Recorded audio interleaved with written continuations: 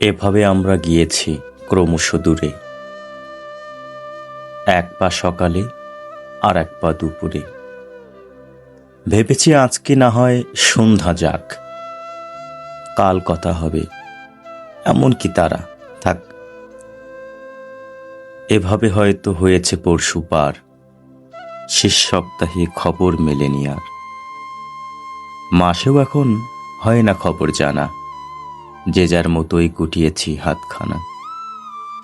এভাবেই বাড়ে আমাদের ব্যবধান, বছরের কারো জানি না তো সন্ধান। এভাবে আমরা ক্রমশই দূরে যাই, কতদিন হয় আমাদের দেখা নাই।